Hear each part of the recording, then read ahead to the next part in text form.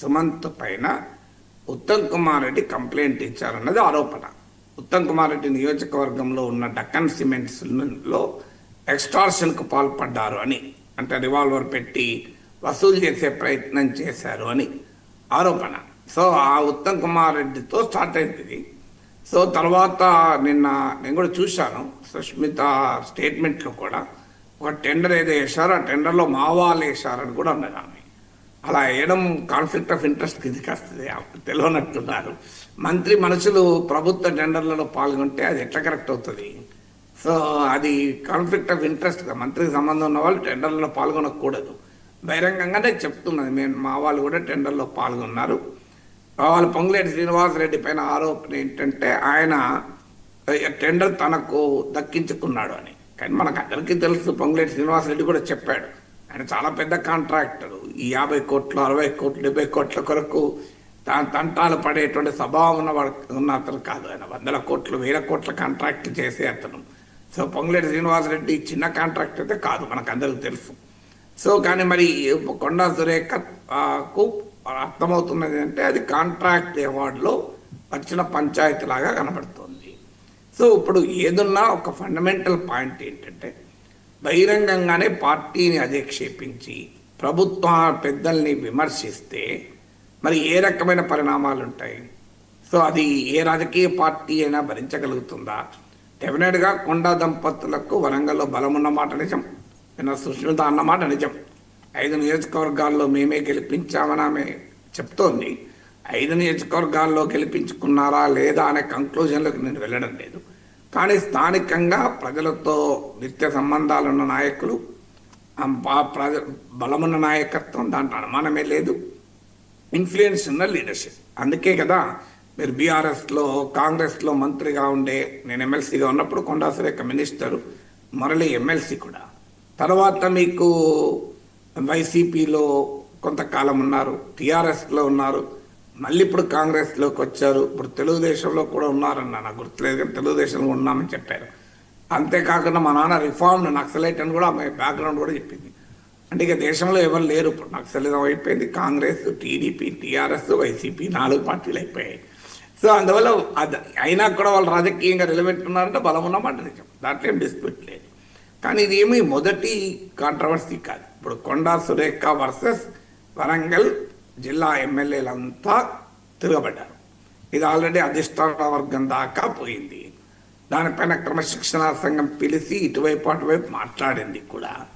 అది మొదటిగా జరిగిన ఇన్సిడెంట్. అదే చాలా వరంగల్ జిల్లాలో ఉన్న ఎమ్మెల్యేలంతా ఒకవైపు, కొండా సురేఖ ఒకవైపు అనే రీతిలో ఘర్షణ వచ్చింది. అప్పుడే కాంగ్రెస్ పార్టీ చాలా ఎంబరాస్మెంట్లోకి పడింది. రెండవ ఉదాహరణ అక్కినే నాగార్జున పైన హైడ్రా కాంటెక్స్ట్లో కేటీఆర్ను విమర్శిస్తూ నాగార్జున, సమంత వీళ్ళపై కూడా ఆమె చేసిన అనుచిత వ్యాఖ్యలు చాలా కాంగ్రెస్ పార్టీని డిఫెన్స్లో పడేసింది, చాలా ఇబ్బందులు పడేసింది. అది రెండవ ఉదాహరణ.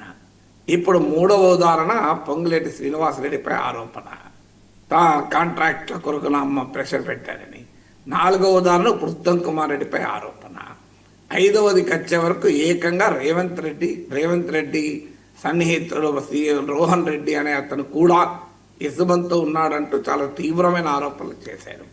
Revanth Reddy and political adviser to chief minister Narender Reddy, వీళ్ళందరిపైన ఆరోపణలు చేస్తారు. ఇక మిగిలింది ఎవరు అంటే ఒక రకంగా కొండా సురేఖ బహిరంగంగానే కాంగ్రెస్ ప్రభుత్వం పైన తిరుగుబాటు చేస్తుంది. అయితే అనొచ్చు, ఇది మా కూతురు చేసిన వ్యాఖ్యలు నాకు సంబంధం లేదు అని. టీవీలో కూడా కాంగ్రెస్ ప్రతినిధులు వచ్చి చెప్తున్నది అదే.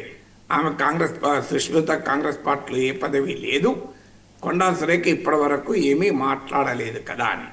కానీ వస్తున్న కథనాలు ఏంటంటే, పోలీసులు కొండా సురేఖ మంత్రి ఇంటికి వెళ్తే మంత్రి నిందితుడిని తన కారులో ఎక్కించుకొని వెళ్ళిపోయారు బయటికి అని. అది కూడా చాలా సీరియస్ ఇష్యూ. ఇప్పుడు చట్ట వ్యవస్థల్ని, లా ఎన్ఫోర్స్మెంట్ ఏజెన్సీస్ను మంత్రులే గౌరవించకపోతే ఇంకెవరు గౌరవిస్తారు? ఇప్పుడు ఒక నిందితుడు నేరస్తుడు కాదు, నిందితుడే. సో ఇప్పటి వరకు సుమంత్ నిందితుడే. అతన్ని పొల్యూషన్ కంట్రోల్ బోర్డు ఉద్యోగిగా ఉన్నాడు, కొండా సురేఖ దగ్గర డిప్యుటేషన్లో పనిచేస్తున్నాడు. ఆయన ప్రభుత్వం ఆల్రెడీ తొలగించింది కూడా కాంగ్రెస్ ప్రభుత్వమే. ఆమె క్యాబినెట్ మంత్రి, కాంగ్రెస్ ప్రభుత్వంలో క్యాబినెట్ మంత్రి. క్యాబినెట్కు కలెక్టివ్ రెస్పాన్సిబిలిటీ ఉంటుంది. అంటే తన ఓఎస్డి సుమంత్ తొలగింపులో సమిష్టి బాధ్యత కొండా సురేఖ కూడా ఉంటుంది. అయితే కొండా సురేఖకు తెలపకుండా తొలగించారని అంటున్నారు. బహుశా అలా జరుగుతుంది అనుకోను, నాకు ఇన్ఫర్మేషన్ లేకుండా చేస్తారా సాధారణంగా. అయితే కొండా సురేఖ అభ్యంతరాలను పట్టించుకోకుండా అతని ఉద్యోగులకి తొలగించారు. తొలగించిన తర్వాత ఆయన పైన ఎక్స్టార్షన్ కేసుకు అరెస్ట్ అయినంత మాత్రాన్ని మురిదీయరు కదా. నిజంగా చెప్పాలంటే మంత్రే మా ప్రభుత్వమే కేసు పెట్టింది, మేము చాలా పారదర్శకంగా ఉంటాం, ఎవరు తప్పు చేసినా, నా ఓఎస్డి తప్పు చేసినా చట్టం ముందు నిలబెడతామని చెప్పి ఆదర్శవంతంగా పోలీసులకు ఎదురొచ్చి అప్పచెప్పాలి. తర్వాత ఏం జరుగుతుంది అనేది మనందరికీ తెలుసు. కోర్టులో అదొక లాంగ్ ప్రాసెస్. ఇవాళ అరెస్ట్ అయినట్టు రేపు పొద్దున్నే ఏమీ జరిగిపోదు కదా. ఆ రకంగా గనక కొండా సురేఖ ప్రవర్తించి ఉంటే నీకు రాజకీయాల్లో అది హుందాతనంగా ఉండేది, కాంగ్రెస్ పార్టీకి ఎంబరాస్మెంట్ కాకుండా ఉండేది. కానీ కొండా సురేఖ స్వభావము, కొండా దంపతుల స్వభావం ఏంటంటే ఎట్టి పరిస్థితుల్లో తమ వారిని కాపాడటానికి ఏ స్థాయికైనా పోరాడతారు, వాళ్ళ స్వభావం అది. సో అందువల్ల అందుకనుక వాళ్ళు అంత రిలవెంట్గా ఉన్నారు కూడా క్షేత్రస్థాయిలో. సో అందువల్ల ఎట్టి పరిస్థితుల్లో తమ మనిషి, తమ ఫ్యామిలీ మెంబర్ అతను అరెస్ట్ చేస్తారు, ఎట్లా చేస్తారు, కేసు ఎలా పెడతారని మొదలుపెట్టారు. సో దీనికి తోడు ఇప్పుడు ఏకంగా ముఖ్యమంత్రి పైన ఆరోపణలు, ముఖ్యమంత్రి కుటుంబ సభ్యులకు పోలీసు భద్రత ఎందుకు అనే స్థాయికి వెళ్ళారు. ఇప్పుడు కొండా సురేఖని ఏం చేయాలి? దానికి తోడు రెడ్లు వర్సెస్ బీసీలు అనే కొత్త డిబేట్ మొదలుపెట్టారు. రాహుల్ గాంధీ బీసీ నినాదం ఇస్తే రెడ్లు కలిసి బీసీలు అనగదొక్కుతున్నారని. బీసీలు ఒక్క కొండా సురేఖ లేరు కదా, పొన్నం ప్రభాకర్ బీసీఏ, వాకాటి శ్రీహరి బీసీఏ.